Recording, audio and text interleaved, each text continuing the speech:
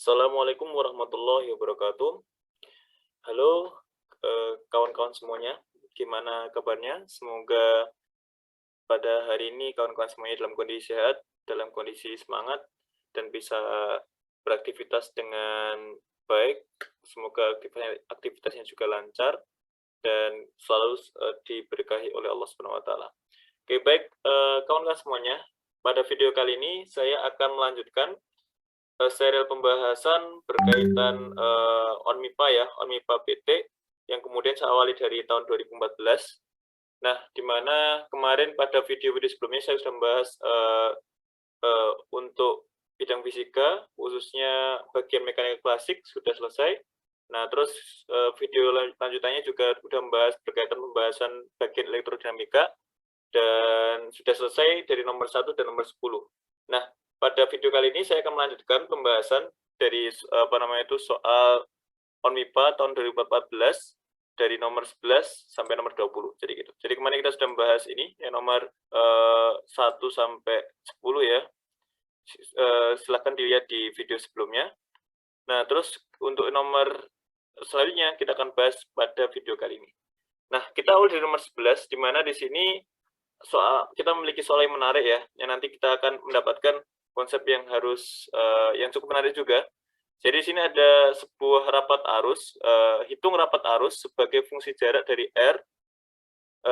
hitung rapat arus sebagai fungsi jarak R dari suatu sumbu seberkas elektron. Jadi kita tahu bahwasanya elektron itu ketika mengalir, ketika bergerak, maka dia nanti akan menimbulkan yang namanya arus gitu ya. Jadi ketika elektron seperti ini, kemudian dia bergerak ke sana, katakanlah bergerak ke kanan sana dengan kecepatan tertentu, maka sebenarnya elektron yang bergerak ini sama aja adanya arus gitu ya. Jadi ketika elektron bergerak ini sama aja arus itu mengalir, jadi gitu. Dan jadi ketika di sini ada suatu elektron pada suatu sumbu tertentu, di mana sumbunya di sini ya, maka ini sama aja ada arus, ya ada arus I gitu. Oke. Nah, terus kemudian ketika ada arus, maka kita pahami berdasarkan hukum Kirchhoff ataupun hukum Ampere gitu ya, maka nanti akan timbul yang namanya medan listrik yang mengitari sumbu tersebut, jadi gitu. Jadi akan ada medan magnet yang akan mengitari sumbu yang terdapat arus tersebut. Nah, jadi bisa kita gambarkan seperti ini. Jadi ini adalah nah, seperti ini ya. Mungkin kurang bagus dari segi simetris saja. Oke, seperti ini. Oke, nah, dan ini kita bisa gambar kalau ada medan magnet ke arah dalam ya, ke arah dalam sana. Ke arah dalam. Jadi ini gambarnya ke arah dalam ya. Jadi biar kelihatan kalau ke arah dalam, maka ini saya gambarkan sumbu-sumbunya. Ini ke arah atas, ke arah sana, dan juga ke arah dalam ke sana. Oke, ya, jadi kayak gitu. Oke, biar kelihatan sumbunya. Nah, sekarang kemudian jaraknya ini ke sini, itu adalah R, jadi gitu. Itu adalah R. Nah, medannya itu ternyata dikasih tahu di soal sama dengan B dikalikan R alfa, jadi gitu. Maka kita disuruh untuk menentukan rapat arus. Apa sih rapat arus itu? Rapat arus itu lambangnya J. Dan sering didefinisikan dengan arus yang mengalir pada suatu area, total arus yang mengalir di salah satu area dibagi dengan area tersebut. Jadi gitu. Jadi rapat arus itu didefinisikan dengan total arus yang mengalir pada suatu area dibagi dengan area tersebut. Ini kan kita tinjaunya area lingkaran ini ya. Jadi kita tinjau area lingkaran ini. Kemudian yang mengalir cuma I saja, jadi gitu. Dan kemudian di sini A-nya berapa? Ya luas dari lingkaran ini, jadi gitu. Nah, masalahnya kan kita nggak tahu I-nya berapa. Nah, maka kita harus ingat berdasarkan hukum Biot-Savart ataupun hukum Ampere ya, maka medan magnet yang digenerasi oleh suatu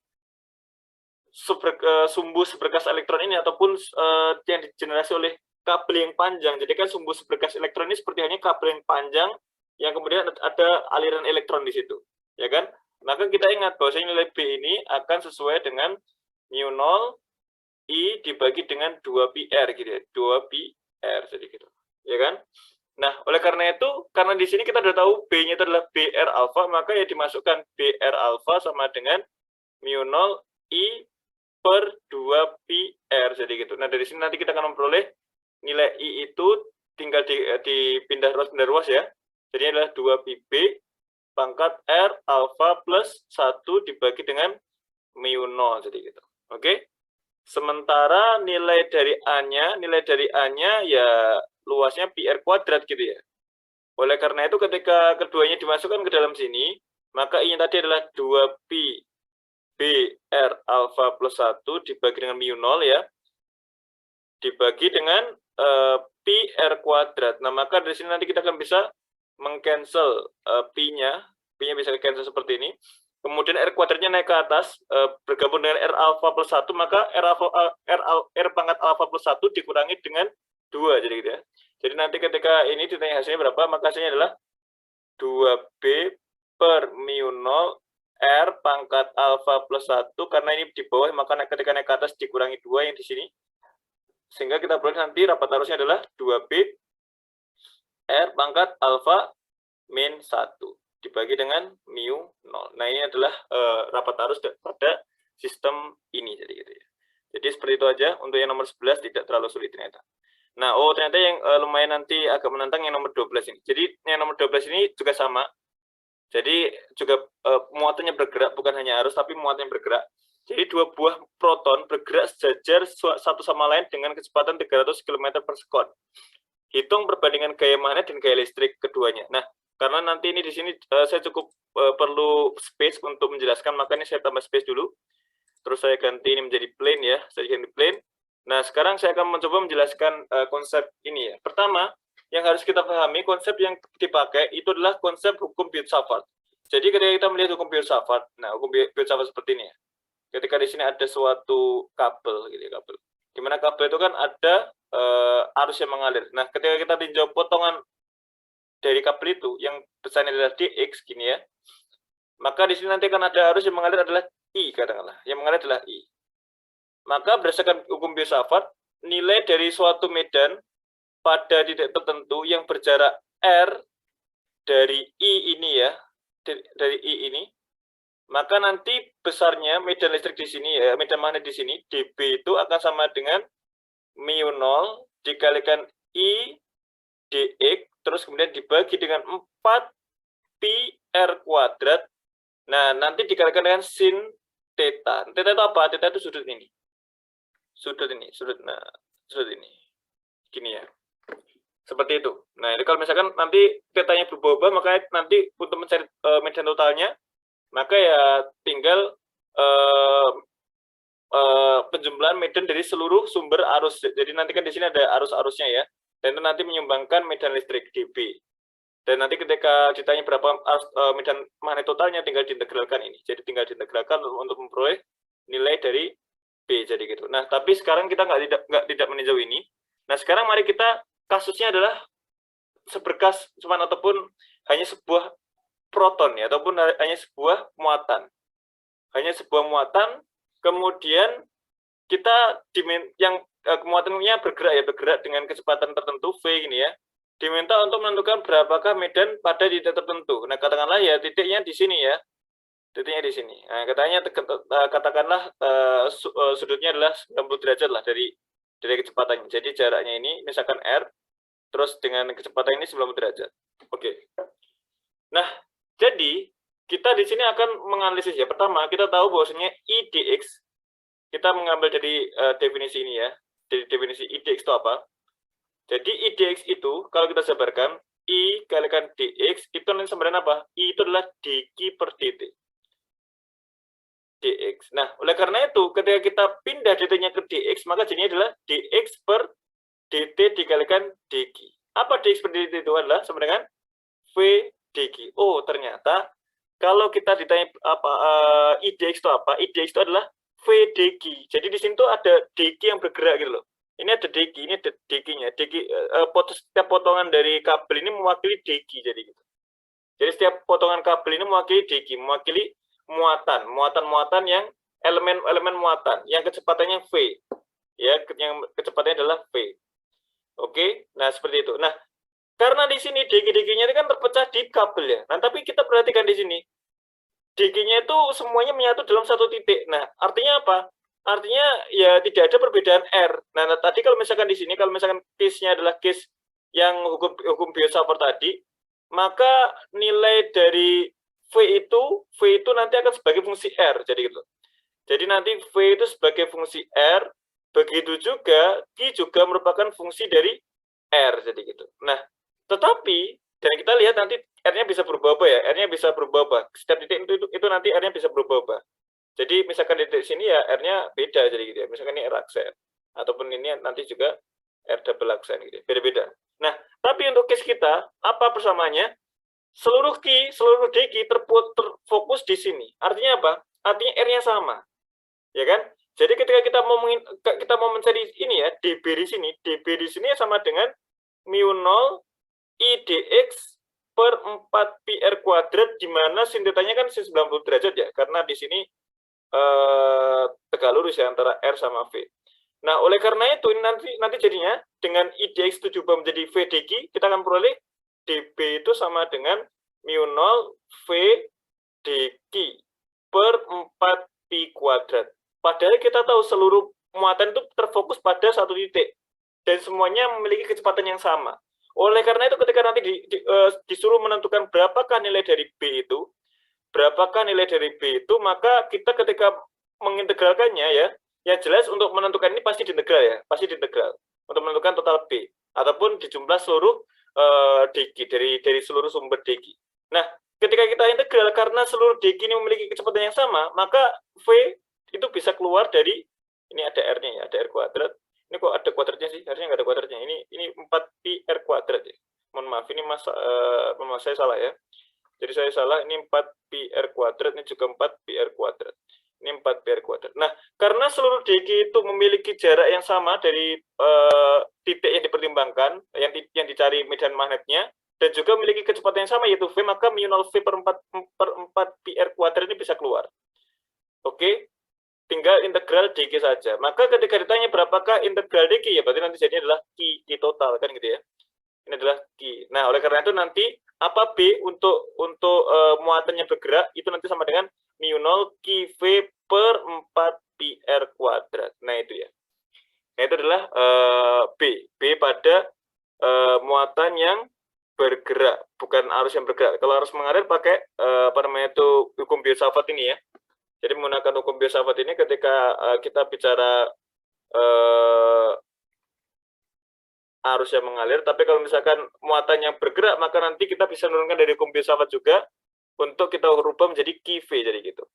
Oke, nah itu adalah B ya. Nah sekarang kita akan tahu, kita akan mencoba menganalisis di sini ya. Di sini ada muatan, dua proton, yang kemudian terpisah sejauh R ya, sejauh R. Nah, sejauh R, katakanlah sejauh R gitu.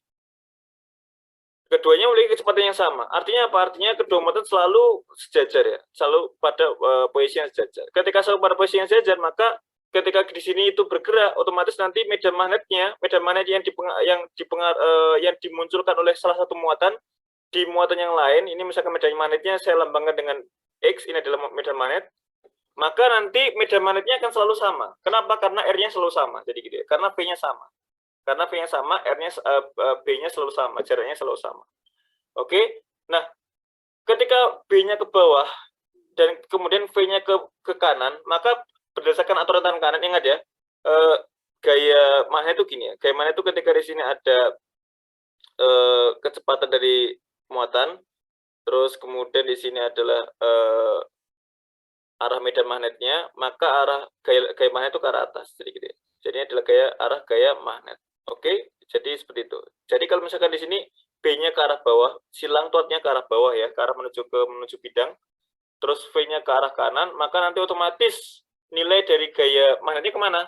Pasti gaya magnetnya adalah ke arah atas, jadi gitu. Ini adalah F-nya FB. Dan kita tahu gaya magnet itu berapa besarnya? Nah, rumus biasa ya, pakai gaya Lorentz. Q, V, B. Kenapa? Karena semuanya tegak lurus. Jadi V sama B itu menuju ke dalam, V itu ke kanan. Jadi tegak lurus. Jadi gitu ya. Jadi sin 90 derajat ya, Q, V, B-nya seperti itu. Nah, kemudian untuk gaya listriknya di sini kan muatannya positif ya. Maka nanti medan listriknya menuju keluar muatan. Jadinya nanti ketika digambarkan gaya listriknya ke arah bawah. Yang nanti otomatis ini karena gaya listrik nanti sama dengan I dikalikan dengan E. Atau nanti E-nya itu kan jaraknya R ya, maka nanti kaki per R kuadrat. Ataupun nanti F-nya adalah kaki kuadrat per R kuadrat. Nah, sementara itu, kita tahu bahwasanya dari konsep gaya konsep medan magnet akibat muatan yang bergerak tadi, B itu adalah mu0 QV per 4 pi R kuadrat. Mu0 QV per 4 pi R kuadrat. Maka nantinya QV dikalikan mu0 QV per 4 pi R kuadrat. Jadi gitu. Oleh karena itu nanti kita dapat apa? Dapatnya adalah mu0 Q kuadrat V kuadrat dibagi dengan 4 pi R kuadrat. Nah, kita tahu juga penulisan lain dari K itu adalah 1/4 pi epsilon 0. Jadi nanti ini bisa dituliskan dengan FE itu sama dengan Q kuadrat dibagi dengan 4 pi R kuadrat epsilon 0. Jadi gitu. Nah, kalau misalkan teman-teman di sini kan disuruh menentukan perbandingannya, perbandingan antara gaya magnet dan gaya listrik, maka FB ini ke sini, maka FB dibagi dengan FE, maka nanti tinggal dibagi saja mu0 Q kuadrat V kuadrat dibagi dengan 4 pi R kuadrat dibagi semuanya dengan Q kuadrat dibagi dengan 4 pi R kuadrat epsilon 0. Nah, ini kita bisa coret-coret ya.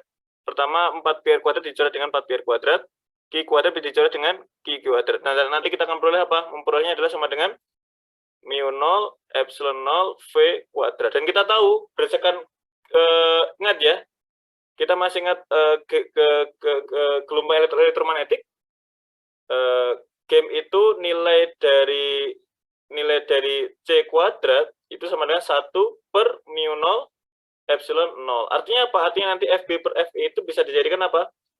FB per FE itu nanti sama dengan V kuadrat dibagi dengan C kuadrat. Jadi gitu. Nah, nanti teman-teman bisa menghitung ketika V-nya adalah 300 km per sekon, C itu adalah 3 kali 10⁸ meter per sekon, maka nanti perbandingannya sekitar berapa ya? FB per FE ini nanti sekitar 300 km per sekon tuh 3 kali 10⁵ ya. 10⁵ kuadrat ya, 10⁻10 dibagi 10⁻16 berarti 1/10⁻6. Ya, 1/10 pangkat 6 ataupun 10 pangkat minus 6 jadi gitu. Jadi seperti ini. Artinya gaya listriknya lebih kuat. Sedemikian hingga nanti keduanya akan repel ataupun akan tolak menolak ya, lebih tolak menolak dibandingkan tarik menarik karena yang menyebabkan tarikan adalah B-nya. Nah, jadi gimana caranya agar keduanya itu nggak akan repel? Nah, caranya adalah meningkatkan kecepatannya. Jadi kecepatannya semakin cepat, nanti ketika sama dengan kecepatan cahaya, nah maka nanti keduanya akan lurus. Nah, oleh karena itu, kenapa kok foton itu tidak akan repel ya? Nah, ini alasannya. Kenapa kok foton itu nggak repel? Pertama, nggak ada muatan. Kedua, kalaupun ada muatan, nanti gaya medan magnetnya sama gaya listriknya akan sama, jadi gitu ya. Jadi itu ada dua alasan kenapa foton tidak akan repel. Kalaupun ada muatan foton, karena kenyataannya memang foton nggak ada muatan, kan dia juga massless particle gitu ya. Oke, jadi gitu. Nah, sekarang akan lanjut nomor 13. Sebuah toroida mempunyai inti terbuat dari inti besi dengan penampang berbentuk persegi. Nah, di sini nggak ada tulisan sisinya, maka nanti kita buat sisinya sendiri. Jadi nanti kalau misalkan di soal tuh udah tahu sistemnya seperti apa, tapi nggak ada parameternya ya, kita terpaksa membuat parameter sendiri. Dan nanti gimana kalau salah ya terus gimana lagi? Nggak bisa tanpa parameter nggak bisa ya. Jadi gitu. Dan permeabilitas mu0 terdiri dari N lilitan kawat dengan arus besar I. Jadi gitu. Nah, intinya kalau sistem itu adalah toroida berbentuk apapun, itu nanti rumusnya bersama seperti halnya solenoida. Solenoida itu bergantung pada jumlah lilitan dan juga jumlah panjang yang dililit. Jadi gitu. Jadi panjang yang dililit. Misalkan ini ada solenoida seperti ini ya. Bentar, ini saya copy aja. Oke. Nah, seperti ini. Oke, nah seperti ini.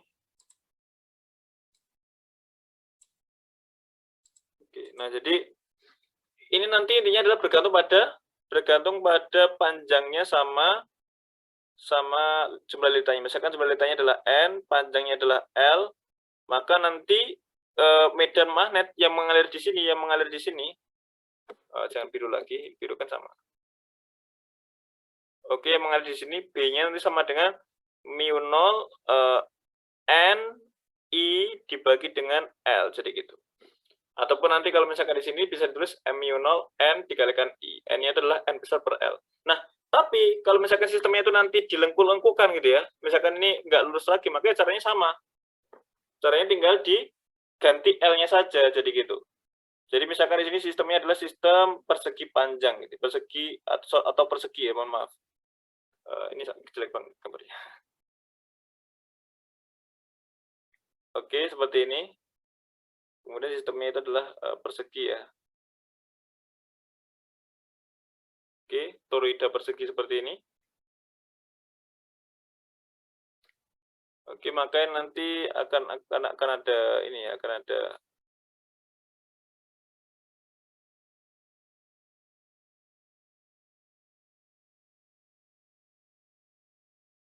oke. Gambar dulu ini perlu fokus menggambar ini.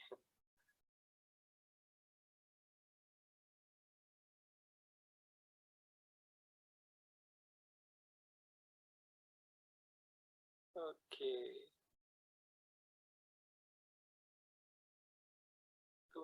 Jelek. Nah, oke. Nah, misalkan sisinya di sini, nah ini kalau nggak ada sisinya nggak tahu kita. Makanya harus tahu sisinya. Jadi tahu sisinya adalah berapa? Katakanlah sisinya di sini adalah A ya. Sisinya adalah A. Sisinya adalah A. Maka nanti untuk menentukan berapakah medan di dalam ini ya, medan di dalam ini berapa kira-kira? Maka caranya ya simpel sekali, nanti B-nya di sini sama, B-nya di sini adalah mu 0 N I dibagi L, dan L-nya di sini harus dispesifikasi berdasarkan kasus kita. Nah, kasus kita adalah L-nya adalah kelilingnya lingkaran, jadi gitu ya. Kelilingnya persegi. N I dibagi kelilingnya persegi. Nah, kelilingnya persegi itu berapa? 4A. Jadi nanti kita akan peroleh mu 0 N I dibagi dengan 4A. Jadi itu adalah B-nya. Yaitu ya, kalau misalkan toroida itu seperti itu metodenya. Oke, kita akan lanjut lagi nomor 14. Nomor 14 di sini ada sebuah keping kaca mengisi ruang di antara dua elektroda kapasitor keping sejajar. Kapasitor dihubungkan dengan suatu tegangan DC 20 volt. Keping kemudian ditarik keluar tanpa gesekan. Anggap permitivitas kaca itu 6 ya. Kapasitor tanpa kaca adalah 10 nanofarad. Kita tahu kalau misalkan permitivitas itu kalau ada ininya ya, maka nanti ada relatif permittivity, yaitu yang itu 6 itu dikalikan dengan epsilon atau permitivitas vakum. Nah, nanti kita tahu kalau misalkan di sini ada suatu plat, ya, ada plat seperti ini dan nanti diisi oleh suatu dielektrik ya, di mana di case ini adalah dielektriknya adalah kaca. Ya, jadi dielektriknya di case ini adalah kaca. Oke, ya mungkin saya gambarkan lebih bagus. Saya kalau gambar ini memang agak nggak jelas, sulit gambar bagus. Oke, seperti ini. Oke, ya sebutkan bagus ya. Ini kaca. Terus kemudian di sini ada elektrodanya. Jadi ada elektrodanya dengan tegangan 20 volt. Ini adalah V-nya 20 volt. Nah, mula-mula di sini kita tahu di keping itu ada A dan juga ada D. D itu jaraknya ini. D itu jarak ini, terus ini adalah ada A-nya. Nah, ingat kalau misalkan kapasitor keping sejajar, nilai C itu akan sama dengan A dikalikan epsilon dibagi dengan D, kan gitu ya. Nah, seperti itu. Sementara ketika nggak ada ketika nggak ada nggak ada kacanya, ternyata besarnya ini nggak tahu ya, belum tahu ya berapa ya. Tapi ketika nggak ada kacanya itu udah dihitung ternyata ketika seperti ini nanti C-nya itu sama dengan 10 nanofarad. Dan kita tahu kalau misalkan sistemnya kayak gini, maka yang nggak ada yang nggak ada adalah bukan epsilon tapi epsilon 0, jadi gitu. A epsilon 0 per D. Ketika sistem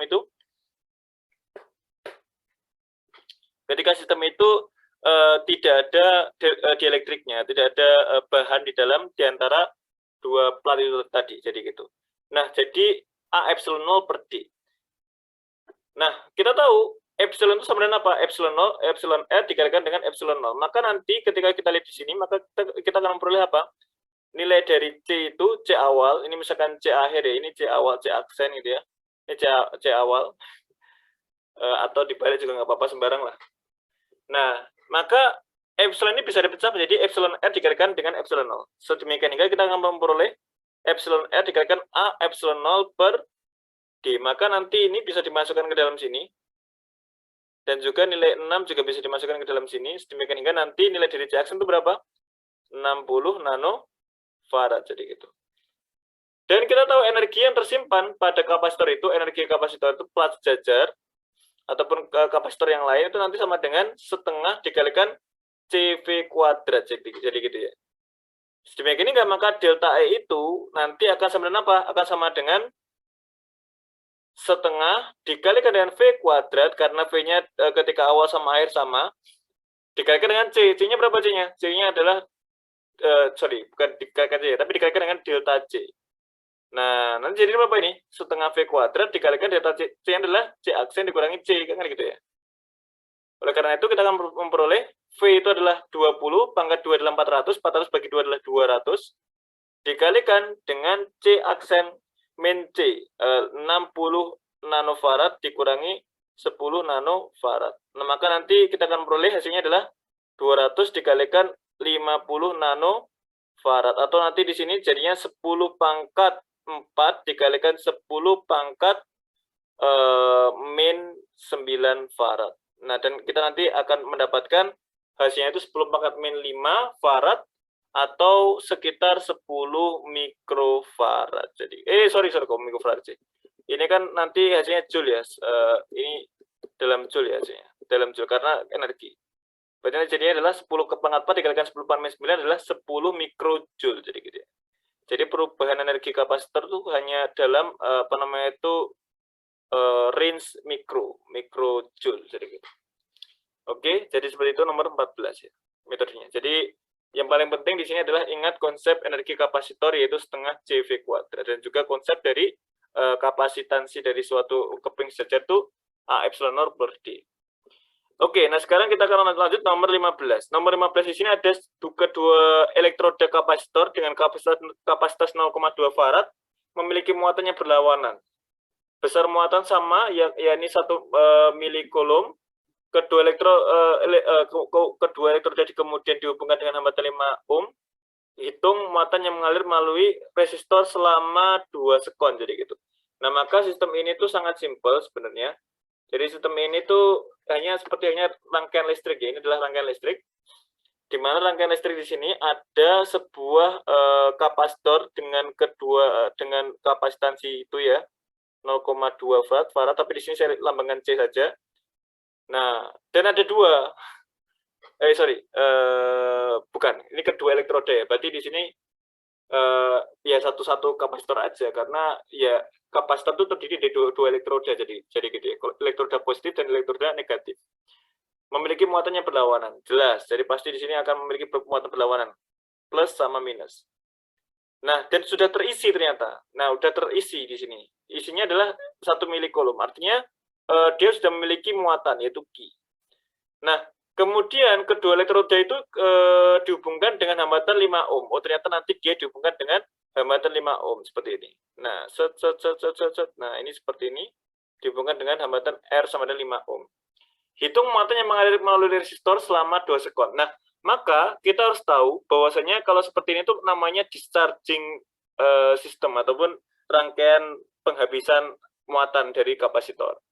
Dan ini nanti konsep yang sangat penting, apalagi nanti teman-teman yang mau mengembangkan kapasitor ya. Nanti sekarang ini untuk energy storage ya, topik bahasan hot issue energy storage, maka superkapasitor itu menjadi seperti queen-nya, menjadi suatu yang sangat menarik. Kenapa? Karena dia bisa menyimpan dengan kecepatan yang sangat cepat. Ataupun nanti teman-teman sering mendengar ultra fast charging, atau nanti juga lebih lagi super fast charging, jadi gitu ya. Ataupun nanti ya gitulah, super atau gimana, ya sembarang lah. Itu berkaitan pengembangan energi storage ya, dalam bentuk superkapasitor. Nah, di sini kita tahu ketika berarti kita akan memiliki arus yang nanti keluar dari sini ya, I. Nah, I ini keluar dari Q, ya kan? I ini keluar dari Q. Oleh karena itu Q-nya akan berkurang. Maka itu nanti ketika dituliskan dalam bentuk perubahan Q, maka nanti dia itu bukan perubahannya positif ya, tapi negatif. Kenapa? Karena nanti Q-nya berkurang. Jadi kalau di Q-nya itu positif, maka nanti I-nya negatif. Jadi itu kan aneh, I-nya negatif. Padahal I-nya ke arah sini. Jadi harus positif. Ya, oleh karena itu agar menjadi positif, maka ini harus dikasih minus dq. Minus dq per dt itu adalah I-nya. Nah, sementara ketika melalui R, nanti dia itu akan mengalami gaya balik ya, ataupun gaya hambatan, gaya resistif. Yang besarnya adalah VR. Nanti sama dengan I kali R. Sementara VC-nya juga ke arah sini ya. Jadi ketika menggambarkan VC itu ke arah dari minus ke positif ke arah sana. Maksudnya melalui tengah-tengahnya kapasitor ya. Jadi VC itu ke arah seperti ini. Sedemikian rupa ketika kita nanti masukkan ya, ingat hukum Kirchhoff. Hukum Kirchhoff kedua itu menyatakan bahwasanya dalam suatu rangkaian tertutup, nilai dari ataupun total dari tegangan itu ya, nilai total dari tegangan itu harus 0 gitu ya. Di sini kita tahu tegangannya ke arah sini ya, tegangannya ke arah sana. Karena di sini positif sama negatif. Besarnya adalah VC. Yang ini tegangannya pembalik ya, balik. Ini adalah VR. Dengan arus ke arah sini. Maka nanti menurut hukum Kirchhoff adalah total dari tegangan itu sama dengan 0 ya, Kirchhoff 2. Kirchhoff 2. Nah, maka dari sini kita nanti bisa menuliskan sigma V itu lihat arah loopnya. Jadi ketika kita meninjau sigma V itu ya yang searah dengan loop, maka nanti yang positif. Jadi anggap aja loopnya ke sini ya, loopnya berlawanan jarum jam. Anggap aja loopnya berlawanan jarum jam. Sedemikian rupa nanti yang positif hanyalah VC. VC, nah yang negatif adalah VR, minus VR. Minus VR sama dengan 0. Ingat ya, nilai dari VC itu akan sama dengan Q per C. Di mana VR nanti itu sama dengan I kali R, jadi gitu. Nah, oleh karena itu nanti karena kita akan memperoleh apa? Yang sini VC adalah Q per C minus VR. VR itu I kalikan dengan R sama dengan 0. Nah, kita tahu bahwa nilai dari I itu adalah minus dq per dt, maka ketika dikalikan dengan minus juga jadinya positif. Jadi Q per C plus R dq per dt, jadi gitu. Oke, nah seperti ini adalah hasilnya. Nah, kemudian untuk memperoleh nilai dari Q itu berapa, karena nanti intinya adalah berapakah muatan yang mengalir selama 2 sekon, maka tinggal dipindah ruas ya, pindah ruas. Sedemikian rupa nanti teman-teman ya, ketika ini dipindah ruas, yang Q disamakan dengan ruas Q, maka nanti jadinya kayak gini. Minus 1 per Q dq sama dengan 1 per RC dt. Jadi gitu ya. Ataupun nanti minusnya bisa ditaruh di ruas kanan ya. Nah, ketika teman-teman nanti mengintegralkan ya, diintegralkan dari waktu 0 sampai 2 detik gitu ya, maka ini dari 0 sampai 2 detik jadi gitu ya. Maka nanti teman-teman akan memperoleh apa? Integralnya Q itu adalah ln Q. Jadi ln Q dari waktu 2 sampai ln Q 2 dibagi dengan Q ketika 0. Nah, sama dengan apa? Sama dengan integral ini berarti apa? Minus 1 per RC berarti dari 0 ke 2 berarti minus 2 per RC, jadi gitu. Nah, oleh karena itu nanti ln-nya ini kan ln itu sama aja kayak log, cuman basisnya adalah eksponen, maka nanti Q2 dibagi dengan Q0 itu sama dengan E pangkat min 2 per RC. Nah, apa sih RC itu? RC itu bisa dilihat di atas. R itu adalah itu. R itu sama dengan 5 ohm. C itu sama dengan 0,2 farad. Maka nanti kalau dari sini kita bisa peroleh RC itu ternyata sama dengan 1 gitu ya. Ya kan? RC itu adalah 1. Oleh karena itu di sini sebenarnya bisa diubah RC itu 1. Berarti E pangkat minus 2 saja. Dan kita memperoleh bahwasanya Q2 itu sama dengan Q0 dikalikan dengan E pangkat min 2. Nah, jadi muatan yang berada pada muatan sisa, jadi Q2 itu bukan muatan yang mengalir ya, tapi muatan yang sisa berada di kapasitor. Oleh karena itu muatan yang mengalir itu berapa? Nah, muatan yang mengalir itu nanti delta Q, jadi gitu. Jadi delta Q adalah muatan yang mengalir. Kenapa? Karena Q ketika teman-teman mendapatkan solusi T sama dengan Q0 dikalikan E pangkat min T per RC ya, maka QT di situ adalah muatan yang masih ada di kapasitor. Sedemikian rupa total muatan yang mengalir itu berapa? Berarti yang muatan awal dari kapasitor itu dikurangi dengan yang muatan yang sisa sekarang itu berapa? Contohnya misalkan kita memiliki uang nih, uang 100.000. Terus saya alirkan ataupun saya kasihkan orang 20.000. Maka sisanya berapa? 80.000 kan? Berarti 100.000 dikurangi 20.000 jadi 80.000. Maka uang awal saya 100.000, sisanya adalah 80.000. Maka yang mengalir berapa? 20.000. Dari mana? Kita dapat dari pengurangan uang saya awal dikurangi dengan uang saya akhir. Jadi gitu. Nah, maka sama. Yang mengalir itu di sini, itu adalah delta Q, yaitu adalah Q awal, yaitu Q0, dikurangi dengan Q akhir, yaitu Q2. Nah, dari sini kita akan memperoleh nilai dari delta Q itu sama dengan Q0 dikalikan dengan 1 min 1 per E kuadrat. Nanti bisa teman-teman hitung dengan nilai dari Q0 itu berapa? Q0-nya itu ketika awal itu sama dengan 1 milikulum. Jadi, nah, seperti itu ya. Jadi, seperti itulah metode untuk menghitung delta Q. Nanti teman-teman bisa menghitung sendiri untuk nilai dari delta Q-nya. Tapi idenya seperti itu. Idenya adalah menggunakan konsep ini. Oke, nah itu yang nomor 15. Nah, sekarang nomor 16. Nomor 16 di sini ada tentukan medan listrik di titik P yang berada pada jarak Z di atas titik pusat kawat lingkaran yang memiliki rapat pemuatan listrik homogen sebesar lambda. Nah, di sini kita tahu yang diminta adalah di sini ada kawat ya, kawat yang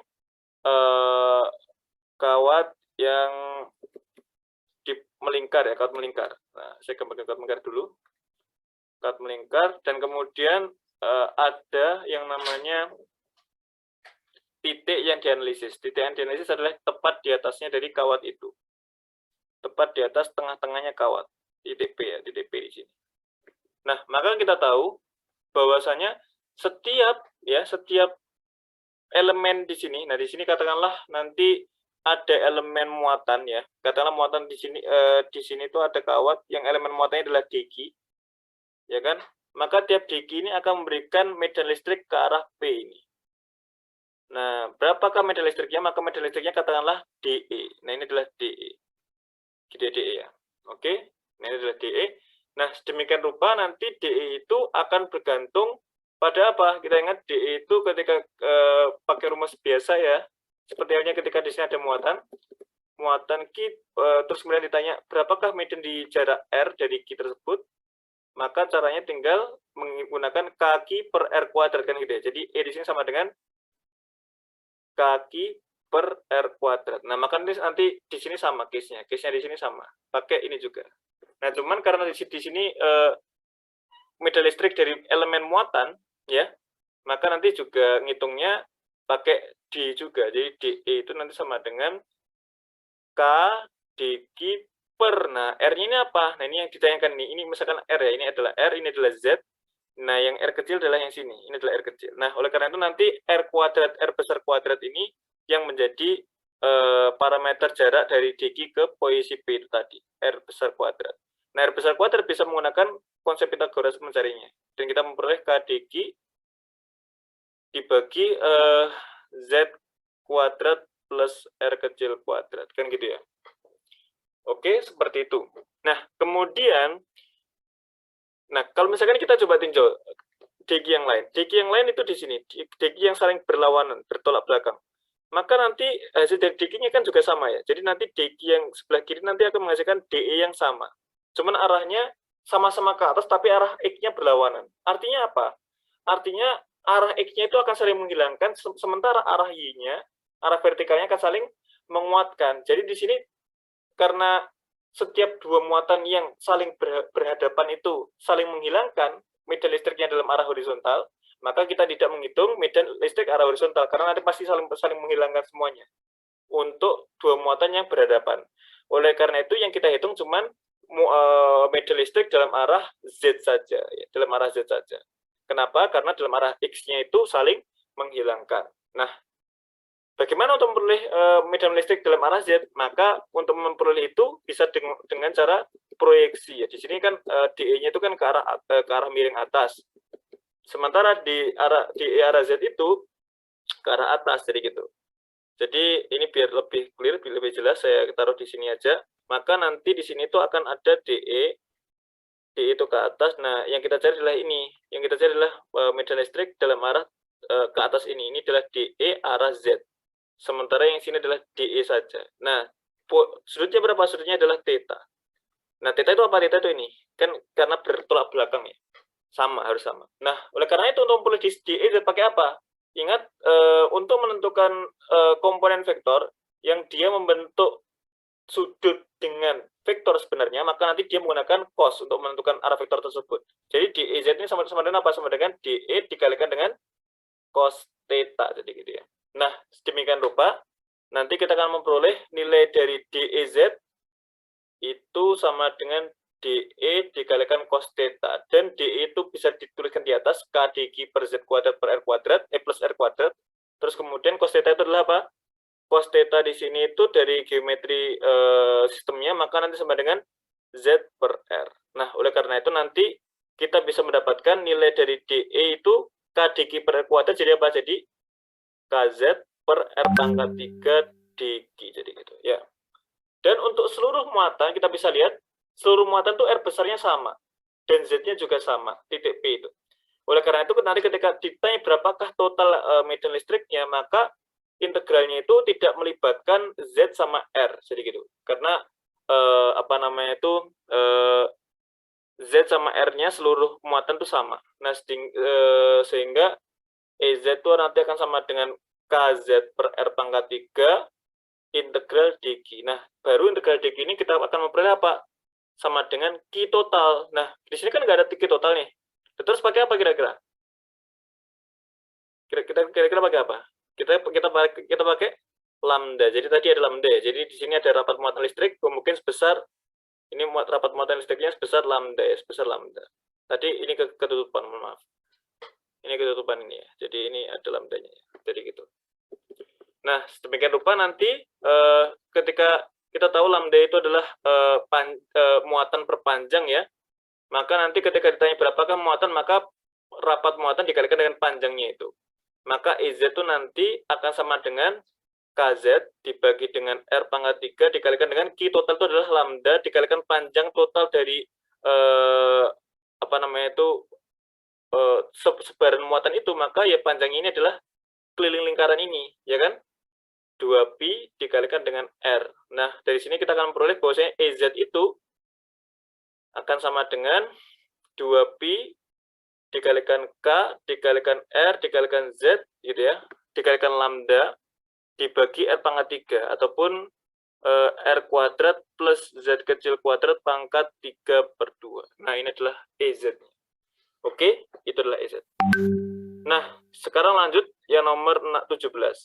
Nomor 17 di sini tidak terlalu sulit. Nah, tapi di sini kita harus tahu, bahwasanya kita perhatikan ya, intensitas medan listrik di dalam sebuah kapasitor lempeng sejajar adalah E sama dengan 4pi sigma. Nah, intensitas medan listrik itu namanya dari kuat medan listrik ya. Jadi sama aja. Jadi E di sini ya medan listrik itu sendiri.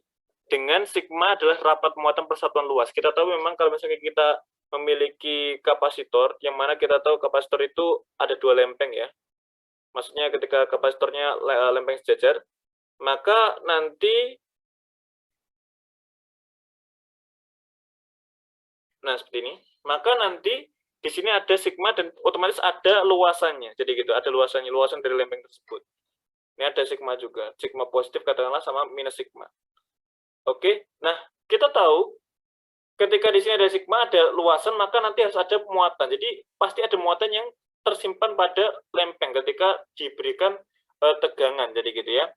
Nah, Q-nya berapa? Ya Q-nya sama dengan sigma dikalikan dengan A, karena sigma itu sendiri adalah muatan dibagi dengan luas, jadi gitu. Rapat muatan persatuan luas, jadi gitu. Nah, oleh karena itu, karena di sini ada Q, dan di sini ada medan yang kemudian medannya sudah dinyatakan 4pi sigma itu, gitu ya. Ketika di sini ada medan ke arah kanan sana, gini ya, karena keluar ya, ini adalah E sama dengan 4pi sigma, dan di sini ada muatan minus sigma, dan A ini akan menjadikan muatan minus Q, maka muatan minus Q ini akan terkena sama aja kayak muatan yang terkena medan listrik, jadi gitu. Ini adalah E, terus kemudian di sini ada muatan. Nah, maka kira-kira ngapain nih muatannya? Ya pasti nanti muatannya akan bergerak menuju ke sumber medannya kalau dia minus ya kan? Maka nanti dia akan kena gaya ke arah sana. Nah, ini F. Nah, intinya adalah F ini, jadi gitu. Nah, F-nya berapa berarti? Berarti kalau misalkan berdasarkan konsep klasik, maka F itu sama dengan Q dikalikan dengan I, kan gitu ya. Berapa Q? Q itu adalah sigma dikalikan A, terus kemudian E itu berapa? 4 Pi dikalikan sigma. Maka jadinya apa? Jadinya adalah 4 Pi sigma kuadrat A, jadi gitu. Nah, itu adalah gayanya. Maka, nah, tapi di sini kan nggak ada A ya, terus gimana? Ya namanya lempeng itu harus ada A, kalau nggak ada A itu nggak bisa. Maka ketika soal yang seperti ini ya kita harus menggunakan deskripsi sendiri, ataupun nanti ketika pertanyaannya tidak menggunakan A, yang ditanyakan adalah gaya persatuan luas, ataupun nanti lebih tepatnya tekanan, jadi gitu ya. Jadi tekanan, kalau misalnya ditanyakan tekanan bisa, jadi tekanan di sini ataupun P itu nanti sama dengan F per A. Nah, F per A itu nanti baru akan sama dengan 4Pi sigma kuadrat. Jadi gitu. Ini ada tekanannya. Gitu ya. Tapi kalau ditanyakan gayanya, ya 4Pi sigma kuadrat A. Jadi gitu ya. Oke? Nah, itu seperti itu. Metode untuk menentukan nomor 17. Oke, nah sekarang nomor 18, itu adalah bola pecel bermuatan listrik tidak homogen. Distribusi muatannya memenuhi persamaan Rho sama dengan KR. Itu ya rho-nya rapat muatan persatuan volume, K-nya adalah konstanta, R-nya adalah jarak dari pusat bola, hitung besarnya medan listrik di dalam bola, jadi gitu ya. Nah, maka untuk menentukan ini, caranya sangat gampang ya. Pertama, kita gambarkan dulu bolanya, yaitu bolanya seperti ini, ada bola. Kemudian, kita diminta untuk menganalisis berapakah medan di setiap titik di dalam bola tersebut. Nah, maka metodenya kira-kira apa? Nah, metodenya dipakai kira-kira apa ini? Yang dipakai di sini adalah metodenya adalah hukum Gauss ya. Jadi hukum Gauss itu dipakai untuk menyelesaikan soal ini. Nah, asumsikan di sini karena tidak ada pernyataan berkaitan muatannya positif atau negatif ya, maka di sini saya anggap aja keluar aja arah medan listriknya. Karena dibuat umum saja, nanti ketika K-nya negatif, maka nanti dia bisa diarahkan balik. Oke, E-nya seperti ini, dan ini akan sama ya, akan terdistribusi sama di setiap lingkarannya saya buat biru ini. Kenapa? Karena ini adalah permukaan Gauss yang berbentuk bola, dan dalam jari-jari yang sama, rho-nya itu sama, jadi gitu. Nah, maka kita tahu, berdasarkan hukum Gauss, integral tertutup dari E dot dA itu akan sama dengan muatan di dalam dari permukaan Gauss itu, Qin dibagi dengan epsilon 0. Apa sih Qn itu? Qn itu yang ada di dalam ini, yang ada di dalamnya dari permukaan Gauss ini, jadi gitu. Nah, katakanlah jarak di sini sampai sini adalah R ya, R. Maka nanti karena E itu terdistribusi nilainya sama di setiap permukaan Gauss ini, maka nanti E bisa keluar dari integral tertutup. Dan kita akan memperoleh E ataupun E langsung ya, integral tertutup dari dA.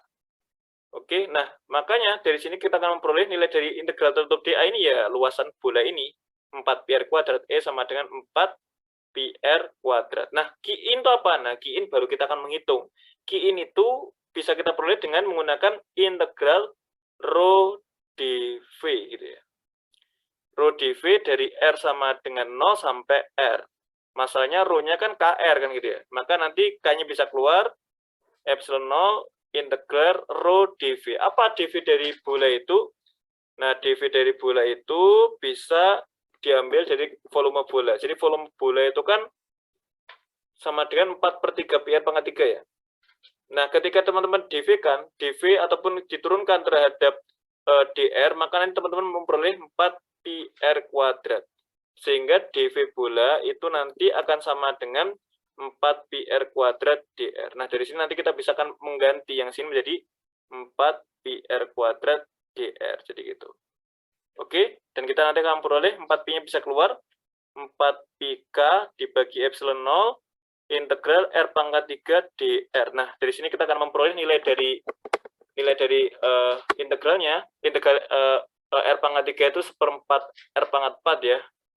Maka nanti jadinya adalah Πk R pangkat 4 epsilon 0. Nah, jadi sini kita akan memperoleh ya, langsung aja. Saya pindah di sini, mohon maaf. E kalikan 4πr kuadrat sama dengan Pi KR pangkat 4 dibagi dengan epsilon 0. Dan ini kita bisa mengcancel beberapa parameter Pi dan juga bisa mengcancel juga R kuadrat menjadi 2 di sini. Dan kita akan memperoleh E-nya sama dengan K per epsilon 0 dikalikan R kuadrat. Sehingga nanti ketika kita gambar secara grafik, maka nanti E-nya itu sebagai fungsi R itu membentuk sebagaimana berikut. Berawal dari 0, naik ke atas seperti ini. Oke? Nah, ini adalah yang nomor 18, untuk menentukan medan listrik di dalam bola. Oke ya, jadi itu adalah idenya. Nah, sekarang kita akan masuk nomor 19. Nah, nomor 19 ini juga mudah, di mana di sini kita diminta untuk menentukan ya. Jika bom muatan ditempatkan di pojok-pojok sangkar berisi A, lihat gambar, jika pada pojok kanan atas diletakkan muatan plus Q. Oke, nah ini misalkan ini nggak ada muatannya yang kanan atas, terus kemudian ingin mencoba membawa muatan plus Q ke pojok kanan atas ini. Dan kita tahu ketika muatan itu tidak ada di situ, dan kita mau menempatkan ke situ, maka muatan tadi awalnya tidak mengalami potensial, tidak akan mengalami pengaruh dari bujur sangkar ini, karena jauh ya. Sebagaimana misalkan kita di sini, kita memiliki apa ya, kita memiliki sistem pegas lah, misalkan pegas. Nah, pegas, bayangkan pegas ya. Nah, kita belum ada tambahan massa di situ. Belum ada mengasih beban ke situ. Nah, tiba-tiba kita bawa beban itu menyentuh pegasnya, maka nanti baru terpengaruh sistem tersebut karena keberadaan massa tadi. Nah, tapi ketika benda tadi masih jauh ataupun nggak mengenai sistem pegas, maka nggak terpengaruh. Baik pegas nggak terpengaruh benda ataupun benda tadi tidak terpengaruh oleh pegas, jadi gitu. Nah, sama seperti kasus kita di sini, maka selama muatan itu belum ditaruh di sistem kita, maka potensial yang dialami oleh muatan plus Q yang akan ditaruh ini ya masih 0, jadi gitu. Ya, jadi ketika kita gambar, ketika di sini ada minus Q, ya minus Q, terus kemudian di sini ada plus Q, dan di sini minus Q juga. Nah, ketika kita gambar seperti ini ada 3 ya.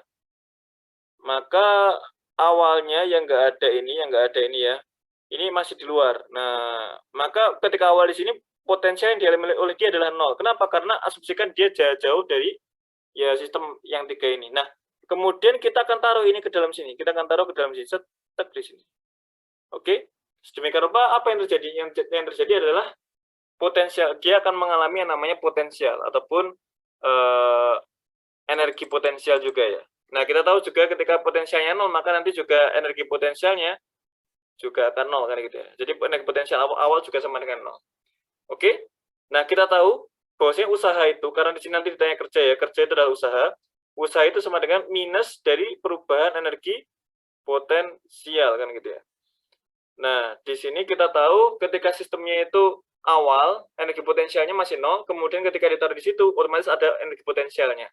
Nah, sekarang untuk menentukan berapakah perubahan energi potensial, ya kita lihat sistemnya ketika sudah tersetup ataupun sudah dipasang yang plus Q tadi. Oke, nah makanya jadinya minus Q, yang sini ada plus Q ya. Maka untuk menentukan jaraknya di sini adalah A ya. Jaraknya di sini adalah A. Otomatis ini jaraknya adalah A juga. Ini jaraknya adalah A juga. Nah, maka karena seperti ini A, bujur sangka, maka jaraknya dari plus Q ini adalah A akar 2, kan gitu ya. Oke? Seperti itu. Nah, sedemikian rupa, kita akan memperoleh energi dari energi potensial akibat interaksi min Q ke plus Q, plus Q, min Q plus Q, jadi gitu. Jadi interaksi ini, interaksi 2, interaksi 3. Jadi nanti kita akan memiliki 3 energi potensial dari ketiga interaksi. Oke, nah jadi energi akhir ya, energi potensial akhir itu nanti gabungan dari E1 ditambah E2 ditambah dengan E3. Dan kita tahu energi setiap hubungan antara dua muatan ya, interaksi dua muatan itu adalah kaki kuadrat. Ataupun kaki 1, Q2 dibagi R. Bukan per R kuadrat, tapi R saja. Kaki 1 dikalikan Q2 dibagi dengan R. R-nya di sini adalah jarak antara Q1 dan Q2. Dan kita tahu jaraknya antara yang E1 itu min Q ke plus Q itu adalah A. Maka nanti jadinya K dikalikan dengan Q dikalikan dengan minus Q. Harus dicantumkan apa namanya itu simbol muatan ataupun tanda muatannya dibagi dengan jaraknya adalah A. Nah, yang E2 adalah karena keduanya positif, maka langsung aja kaki kuadrat dibagi dengan A akar 2.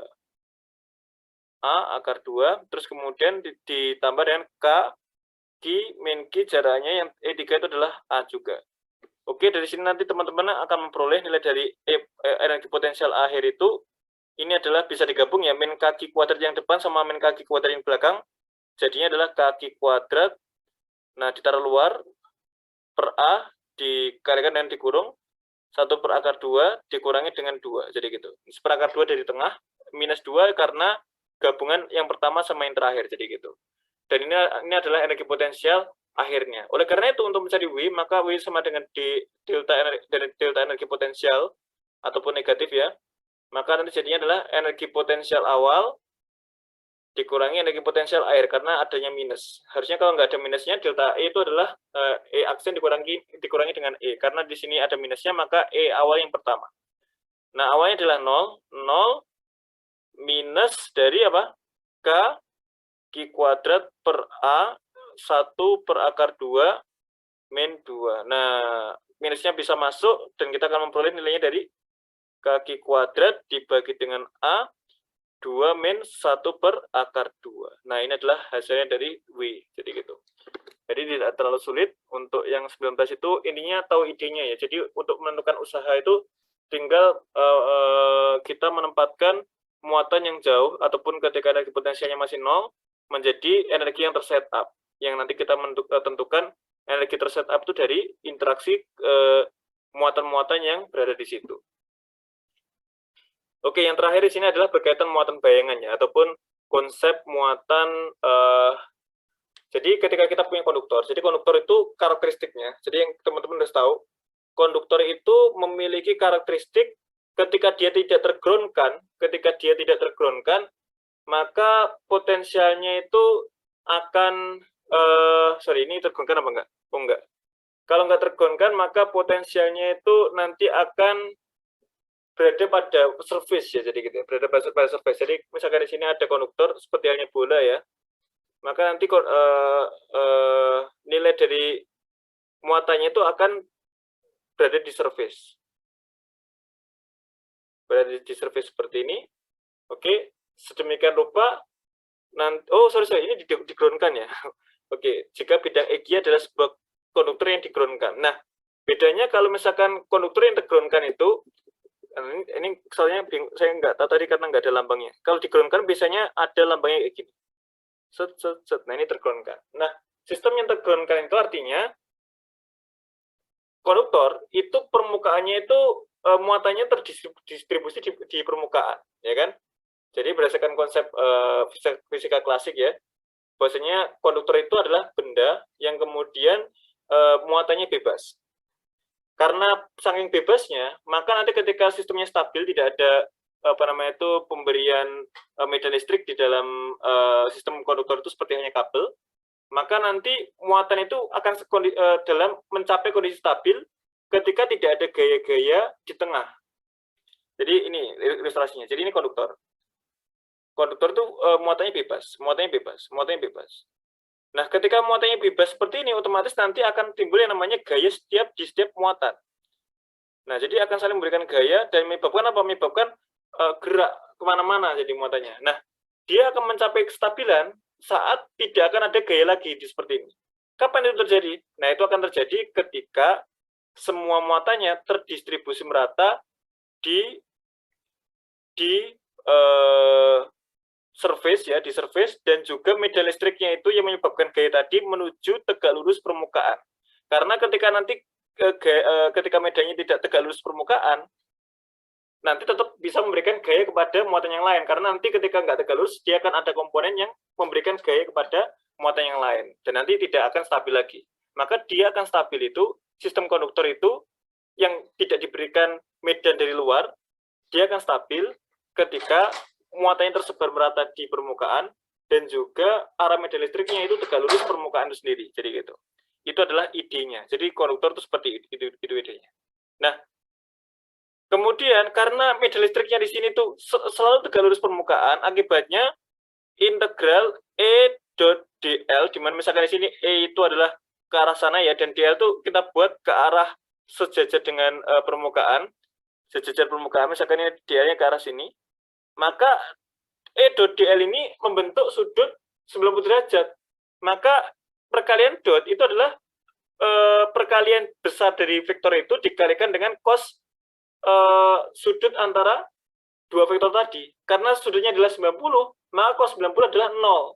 Artinya apa? Ini nanti sama dengan 0. Padahal integral E dot dl ini manifestasi dari perubahan potensial. Artinya apa? Selama perjalanan pergerakan kita di permukaan ini, perubahan potensialnya akan 0. Apa artinya? Artinya potensial di seluruh permukaan konduktor itu sama dengan 0. Oke? Jadi bukan 0. Ketika delta V-nya sama dengan 0, artinya berarti V titik sini, misalkan titik A dan titik B itu akan sama. VA min VB itu sama dengan 0. Jadi delta V sama dengan 0 itu artinya potensial di setiap titik di permukaan itu akan konstan, jadi gitu. Itu adalah konsep dari konduktor. Nah, lebih-lebih lagi ketika nanti konduktor itu di-ground-kan. Nah, ketika ini udah delta V-nya 0, nanti ketika dia di-ground-kan, maka ground itu adalah V-nya sama dengan 0. Artinya nanti V di permukaan harus sama dengan 0, jadi gitu. Jadi itu bedanya. Jadi ketika konduktor di-ground-kan, enaknya adalah potensial di permukaan konduktor itu akan sama dengan 0, harus sama dengan 0, jadi gitu ya. Jadi konsepnya itu. Jadi potensial di permukaan harus sama dengan 0. Nah, padahal di sini ada dua muatan plus Q yang jaraknya 3D dari permukaan, dan ada minus 2Q yang jaraknya D dari permukaan. Ketika nanti teman-teman masukkan potensial di sini, dia tidak akan 0. Jadi tidak menyebabkan 0 di sini. Nah, ini muskilah, akan bermasalah. Akibatnya apa? Akibatnya untuk mengatasi agar nanti di permukaan itu akan sama dengan 0 potensialnya, maka harus ada muatan bayangan dari minus D2Q. Yang nanti besarnya adalah plus 2Q, jadi gitu ya. Jadi harus ada muatan bayangan yang nilainya saling negatif. Jadi di sini jaraknya adalah plus 2Q, dan dia harus di dalam konduktor. Kalau misalkan di luar konduktor, berarti ya dia bukan muatannya konduktor. Nah, jadi harus ada muatan yang nanti melawan potensial dari min 2Q agar di titik ini nanti akan sama dengan 0. Jaraknya harus sama dong. Ini jaraknya harus sama dengan D. Begitu juga harus ada muatan yang melawan plus Q. Berarti yang melawan plus Q berarti ya jaraknya harus 3D, dan dia nanti besar muatannya adalah minus Q. Jadi gitu. Oke, itu adalah idenya. Nah, seperti itu ya. Nah, berarti kalau misalkan kita memiliki muatan kayak gini, di permukaan pasti 0. Kenapa? Ketika min 2Q memberikan potensial di permukaan, maka dilawan sama plus 2Q. Plus Q memberikan potensial ke permukaan, maka dilawan minus Q. Nah, nanti akan tetap sama dengan 0. Itu adalah idenya. Ketika ada muatan di atas konduktor, nah, maka konduktor yang di-ground-kan ya, maka nanti dia harus potensial di permukaannya itu harus 0 ketika konduktor itu di-ground-kan. Nah, oleh karena itu nanti akibat adanya muatan bayangan ini, maka gaya pada plus Q itu akan tertambahi, akan ditambah dengan muatan bayangan tadi, jadi gitu. Jadi di sini ada minus 2Q dan ini ada plus Q ya. Yang jaraknya nanti saya tuliskan. Nah, ini jaraknya berarti min 2Q sama 2Q jaraknya adalah menjadi 2D ya, karena sama-sama D ke permukaan. Jadi 2D. Ini jaraknya berarti min Q ke plus Q itu jadinya adalah 3D tambah 3D, ini 6D. Maka nanti 2Q ke sini, ini nanti jadinya adalah 3D ya, 4D. Sementara dari 2Q ke sini adalah 2D. Oke ya, seperti itu. Jadi nanti di sini ada, misalkan di sini saya kasih simbol ya. Saya kasih simbol untuk ini adalah muatan 1, muatan 2, muatan 3, maka nanti plus Q akan muatan 1 akan memberikan gaya ataupun memberikan medan, memberikan gaya ke arah kiri. Nah, ini berarti ini adalah F1. Oke, karena dia minus Q sama plus Q. Nah, muatan 2 akan memberikan gaya ke arah kanan, F2. Begitu juga yang muatan 3 juga memberikan gaya ke arah kanan, F3. Nah, sekarang F1 itu berapa? F1 itu sama dengan berarti muatannya sama, berarti kaki kuadrat dibagi dengan jaraknya adalah 6D kuadrat, berarti 36 D kuadrat. Nah, terus kemudian F2 itu berapa? F2 itu jaraknya adalah 4D, muatannya adalah 2Q dan Q. Maka jadinya 2Kq kuadrat dibagi dengan 4D kuadrat, berarti 16D kuadrat. Atau sama dengan Kq kuadrat dibagi dengan 8D kuadrat. Terus kemudian yang F3 itu berapa? Yang F3 itu sama dengan 2Q dikalikan Q adalah 2Kq kuadrat. Terus kemudian jaraknya adalah 2D, berarti 4D kuadrat. Atau sama dengan Kq kuadrat dibagi dengan 2D kuadrat. Oke? Itu adalah F1, F2, dan F3. Nah, kemudian kita tahu arah yang dipakai adalah arah ya ke kanan adalah Z positif ya, Z ini plus Z positif. Ataupun nanti K atau P ya. Oleh karena itu nanti ketika ditanya berapakah vektor gayanya, maka vektor gayanya itu dalam arah positif kanan itu adalah K atau P, maka K atau P itu sama dengan yang positif adalah F2 plus F3, nah dikurangi sama F1, jadi gitu. Nah, ketika kita masukkan F2, maka F2 itu sama dengan Kq kuadrat per 8D kuadrat, plus F3 itu adalah Kq kuadrat per 2D kuadrat, dikurangi F1 adalah Kq kuadrat per 36D kuadrat K atau P. Dan kita bisa mengeluarkan Kq kuadrat per D kuadratnya, dan kita kalikan dengan 1/8 plus per 2 min 1/36 K atau P. Nanti insya Allah ini hasilnya berapa ya? Kemarin saya sudah pernah ngitung ini ya, dan ini hasilnya ketika di tambah-tambah itu nanti hasilnya adalah 43/72 ya. 43/72, jadi 43 Kq kuadrat per 72 D kuadrat K atau P. Jadi dia nanti muatan plus Q itu akan terlempar ke atas. Jadi ketika ada konduktor yang ada muatan di atasnya, maka nanti dia itu akan terlempar ke atas. Jadi gitu. Itu adalah penjelasan berkaitan muatan yang berada di sekitar konduktor ya, konduktor yang tergroundkan. Maka nanti akan terkena gaya, tidak hanya akan mengalami repel akibat adanya muatan bayangan tadi. Oke, baik, mungkin itu aja yang bisa saya sampaikan untuk pembahasan ONMIPA tahun 2014 ini, khususnya bagian elektrodinamika nomor 11 sampai nomor 20, terusan dari kemarin, terusan dari part pertama yaitu nomor 1 sampai nomor 10. Semoga pada video kali ini bisa membantu teman-teman semua untuk belajar, dan jangan lupa tetap mengikuti channel ini karena nanti tetap ada pembahasan soal ONMIPA tahun-tahun selanjutnya sampai tahun 2021 juga. Nah, tapi bertahap ya, ya karena butuh waktu juga untuk membuat video seperti ini. Oke, baik, mungkin sampai sini aja dulu. Jangan lupa untuk memberikan komen, dan jangan lupa juga memberikan like dan subscribe pada channel ini. Semoga menjadi manfaat bagi semuanya. Oke, saya akhiri. Assalamualaikum warahmatullahi wabarakatuh.